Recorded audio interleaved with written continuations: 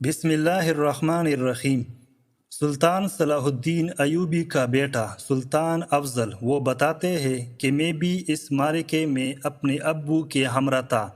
ان فرنگیوں نے اپنے مدمقابل مسلمانوں پر ایک بار ایک بڑا خطرناک حملہ کیا، یہاں تک کہ انہیں میرے ابو کے قریب تک لے آئے۔ میں نے اپنے ابو جان کی طرف نگاہ اٹھائی تو چہرے پر پریشانی اور غصے کے آثار دیکھے۔ انہوں نے اپنی ریش مبارک کو پکڑا اور نعرہ تکبیر بلند کرتے ہوئے دشمن پر ٹوٹ پڑے۔ مسلمانوں نے ان کی پیروی کی۔ فرنگی شکست کھا کر پیچھے ہٹے اور ایک ٹیلے تک پہنچ کر پناہ گزین ہوئے۔ میں اس دم زور زور سے چلا رہا تھا۔ ہم نے انہیں شکست دے دی۔ فرنگی دوبارہ پہلی کی طرح ایک بار پھر حملہ آور ہوئے۔ انہوں نے اپنے سامنے والے مسلمانوں کو پھر میرے ابو تک پہنچا دیا۔ میرے ابو جان نے دوبارہ پہلی کی طرح کیا۔ مسلمان بھی ان کے ساتھ ہی جھپٹے اور یوں دوبارہ انہیں اس نیلے تک پیچھے ہٹنے پر مجبور کر دیا۔ دراصل سلطان صلاح الدین ایوبی رحمۃ اللہ علیہ اپنا یہ فعل و عمل اس انداز سے کر رہے تھے جس انداز سے رسول اللہ صلی اللہ علیہ وآلہ وسلم نے یوم بدر میں کیا تھا۔ جیسا کہ سیدنا علی بن ابی طالب رضی اللہ تعالیٰ عنہ روایت بیان کرتے ہیں، جب لڑائی اپنی جوبن پر ہوتی، آنکھیں جوش اور انتقام میں سرخ ہو چکی ہوتی، تو لوگ آپ کے پاس آ کر اپنے آپ کو بچایا کرتے تھے۔ لڑائی کی اس حالت میں آپ دشمن کے قریب تر ہوا کرتے تھے۔ یہ بات کوئی قابل تعجب بھی نہیں، بلکہ ایسے مرحلے میں ایک حقیقی مومن سپاسالار کو جو صلاح الدین ایوبی رحمۃ اللہ علیہ جیسا ہو، اسے رسول اللہ صلی اللہ علیہ وآلہ وسلم کی پیروی ہی کرنی چاہیے۔ جب مسلمان دوسری مرتبہ فرنگیوں پر جھپٹے، افضل پھر چلانے لگا، ہم نے انہیں شکست دے دی، ہم نے انہیں ہرا دیا۔ تو اس کا باپ سلطان اس کی طرف پلٹا اور اسے کہا، چپ ہو جا جب تک اس خیمے کو اکھاڑ نہ لے، ہم نے انہیں شکست نہیں دی۔ یہ صلیبی بادشاہ کے اس خیمے کی طرف اشارہ کرتے ہوئے کہا جو ٹیلے پر نصب کیا گیا تھا۔ صلاح الدین ایوبی رحمۃ اللہ علیہ نے ابھی اپنا یہ جملہ پورا بھی نہ کیا تھا کہ مجاہدین کی طرف سے اس خیمے کو زمین بوس کیا جا چکا تھا۔ سلطان نے یہ دیکھتی ہی اپنے گھوڑے سے نیچے اترا اور بارگاہ الہی میں سجدہ شکر ادا کیا۔ اس کے ساتھ ہی جو اللہ نے مسلمانوں پر انعام فرمایا تھا، آپ کے گندم گوہ رخساروں پر خوشی و انبساط کے آنسو موتی بن کر بہہ رہے تھے۔ اللہ اکبر! یہ یادگار معرکہ فلسطین کی صلیبی ریاستوں کے مکمل خاتمے اور بیت المقدس کی آزادی کا پیش خیمہ ثابت ہوا۔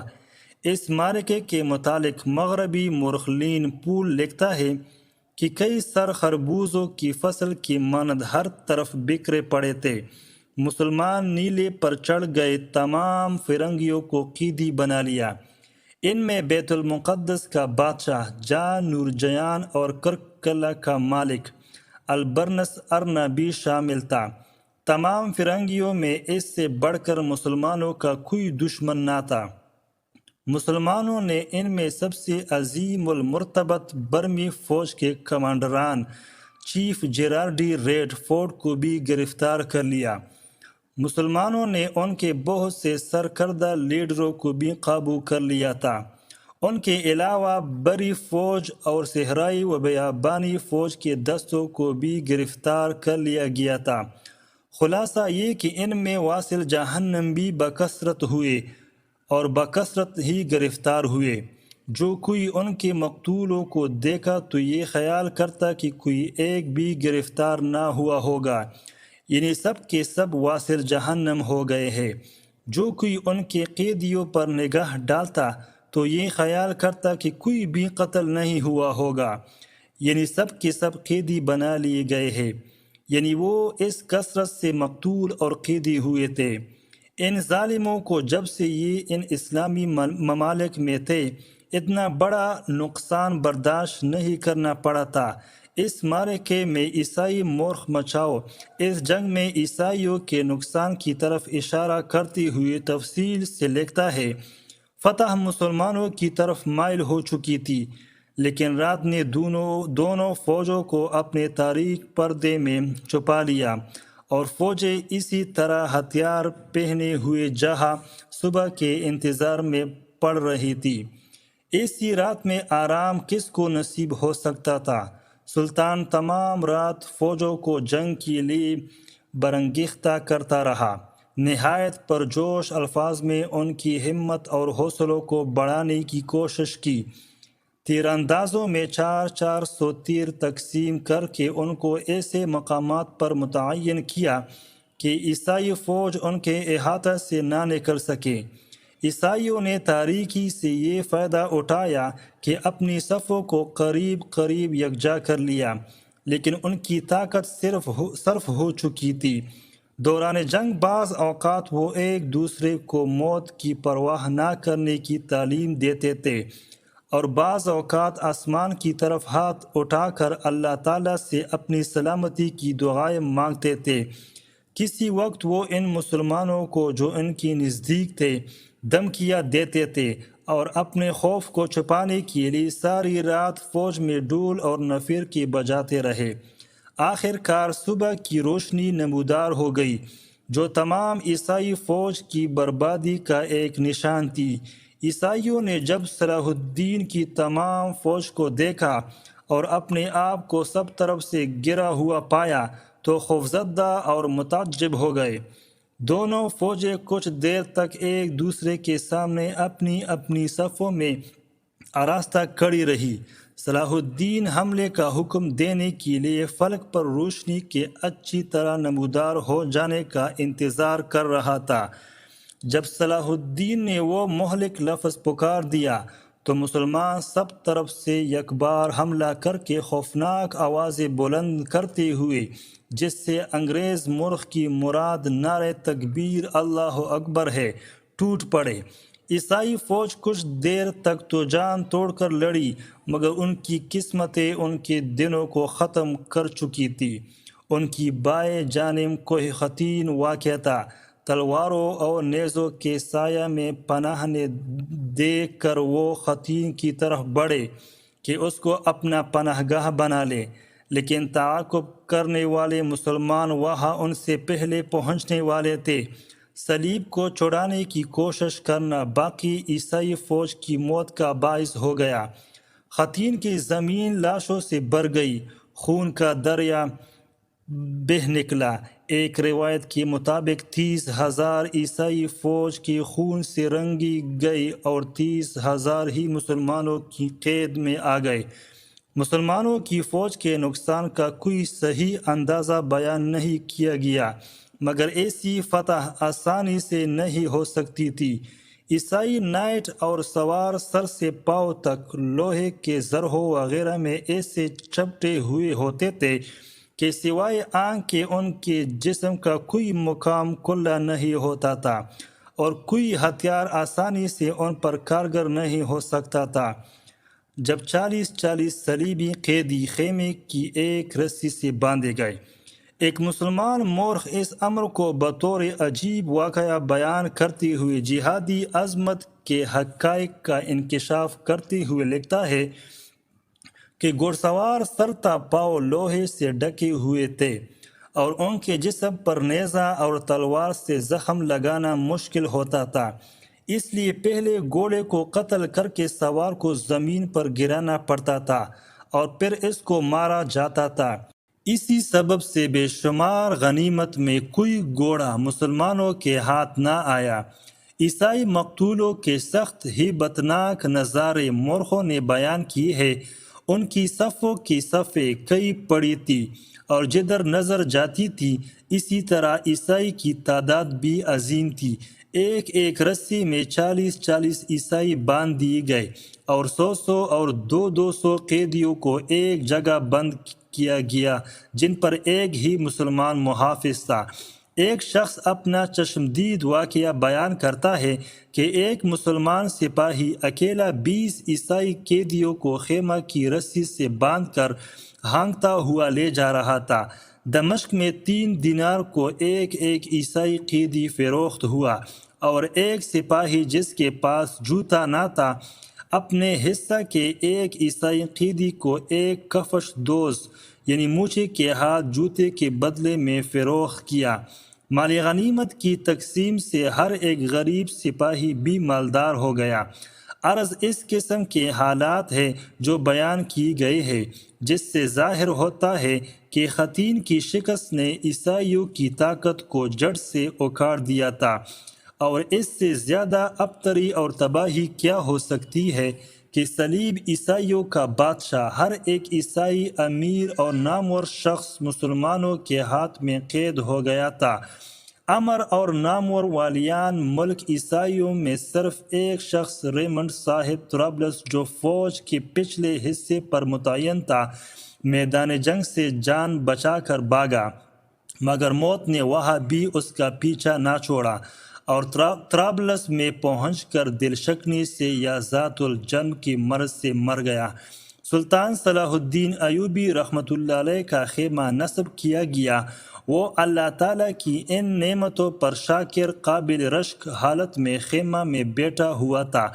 لوگ ان قیدیوں کو اور ان کے رسوائی زمانہ بڑے بڑے عہدیداروں کو جن کو گرفتار کرنے میں کامیاب ہوئے تھے باری باری سلطان کے سامنے لا رہے تھے۔ اس فاتح سلطان نے صلیبیوں کے بادشاہ یروشلم گائی اور البرنس ارنات ریکینال کو اپنے خیمہ میں طلب کیا۔ بادشاہ کو ایک طرف بٹھا دیا گیا۔ اس کی حالت یہ تھی کہ شدت پیاس سے جان بلبتا، بس مرا ہی چاہتا تھا۔ اسے تھوڑا سا ٹھنڈا عرق گلاب پیش کیا جیسے اس نے پیا، اور پھر برنس اور نات کو بھی پلایا۔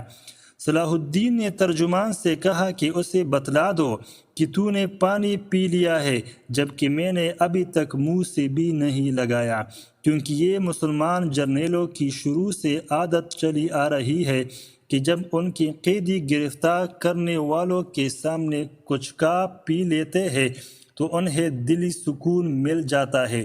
وقت حساب آ پہنچا۔ جی ہاں، حساب کی گھڑی آ پہنچی تھی، لیکن کس کا حساب؟ اس ارنات درد بیجی نال کا حساب، جو مسلمانوں کو اذیتیں اور تکالیف پہنچانے، ان کو بری طرح ترپا کر مارنے اور ان کی بدخواہی اور دشمنی میں تمام صلیبی امراء میں سے پیش رہتا تھا، جو مسلمانوں سے فراڈ کرنے، دھوکہ دینے اور وعدے توڑنے میں بہت گہرا آدمی تھا۔ صلاح الدین اور نات ریجنال کے مابین ایک معاہدہ طے پایا تھا، جس کے مطابق حاجیوں اور تاجروں کے قافلہ صحرا اردن سے اربات کے قلعے گرگ کے قریب سے بڑے اطمینان سے بلا خوف گزرتے رہے۔ مصر اور شام کے درمیان بھی ایک راستہ برائے آمد و رفت بن چکا تھا۔ یہ دونوں شہر اس ترقی پذیر بیدار اسلامی بلاک کے 2 اہم بازو تھے جسے نور الدین نے منظم کیا تھا، جس کے بعد میں صلاح الدین وارث بنا تھا، جیسا کہ ہم پہلے ذکر کر آئے ہیں۔ ایک بار ایسا ہوا کہ ایک بہت بڑا قافلہ عمدہ ساز و سامان لیے مصر سے بجانب شام روا دوا تھا۔ ان نفیس ارنات کی رال پکنے لگی۔ اس نے تمام وعدوں کو پس پشت ڈال کر قول و قرار کو توڑ کر قافلے کو لوٹا، اور سب اہل قافلہ کو گرفتار کر کے قیدی بنا لیا، اور پھر ان سے یوں کہنے لگا کہ اپنی نبی محمد صلی اللہ علیہ وسلم سے کہو کہ وہ یہاں آئے اور تمہیں چھڑا کر لے جائے۔ استغفر اللہ۔ 577 ہجری بمطابق 1181 عیسوی کو موسم گرما میں کرنا اپنی فوجوں کو لے کر نکلا۔ عرب میں آگے بڑھتے بڑھتے شیما کے علاقے تک آ پہنچا۔ مدینہ منورہ پھر مکہ مکرمہ ایک چڑھائی کرنے کی اس کی نیت بن چکی تھی۔ اس کے لیے وہ پھر تول ہی رہا تھا کہ فیروز شاہ صلاح الدین کے بھتیجے نے، جو دمشق پر اس کی طرف سے قائم مقام تھا، اردن پر حملہ کرنے میں پھرتی سے کام لیا، جس کی وجہ سے ارناط اپنے تخت سلطنت کرک کو بچانے کے لیے واپس پلٹنے پر مجبور ہو گیا۔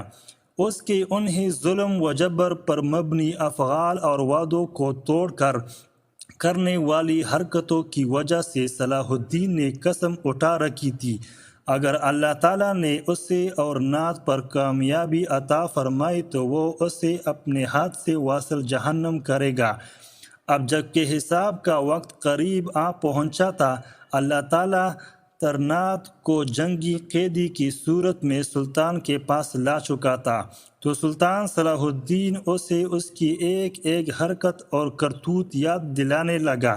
اسے کہنے لگا، تو کتنی بار قسمیں اٹھاتا رہا اور کتنی ہی بار انہیں توڑتا رہا۔ میں نے بھی تمہارے متعلق 2 مرتبہ قسم کھائی تھی، ایک مرتبہ جب تو نے مکہ اور مدینہ کی مقدس شہروں پر قبضہ کرنے کی کوشش کی تھی، دوسری مرتبہ اس وقت جب تو نے دھوکے سے حاجیوں کے قافلوں پر حملہ کیا تھا، اور کیا تو نے یہ بکواس نہ کی تھی کہ اپنے نبی محمد صلی اللہ علیہ وآلہ وسلم سے کہو کہ تمہیں چھڑا کر لے جائے۔ ہاں، اب وہ وقت آ پہنچا ہے کہ میں محمد صلی اللہ علیہ وآلہ وسلم نام کے لیے بدلہ لے رہا ہوں۔ اس کے بعد اسے اسلام قبول کرنے کی دعوت دی، جسے اس نے ٹھکرا دیا۔ پھر اس وقت سلطان ناصر صلاح الدین نے ایک تلوار نما خنجر کو درمیان سے پکڑ کر اسے مارا۔ پھر سلطان کی کسی ساتھی نے اس ملعون کا کام تمام کر دیا۔ پھر اسے گھسیٹا گیا، مشہور و معروف قیدیوں کو دمشق کی طرف چلایا گیا اور ایک قلعے میں انہیں بند کر دیا گیا۔ ابن شداد کے بقول مسلمانوں نے وہ رات انتہائی زیادہ مسرت و فرحت اور کمال درجے کی خوشیوں میں بسر کی۔ اللہ رب العزت سبوح و قدوس کی تعریفوں اور شکر کے جملوں سے فضا گونج رہی تھی۔ اللہ اکبر اور لا الہ الا اللہ کی صداؤں میں اتوار کی صبح طلوع ہوئی۔ اس ویڈیو کو لائک کریں اور چینل کو سبسکرائب کریں۔ شکریہ۔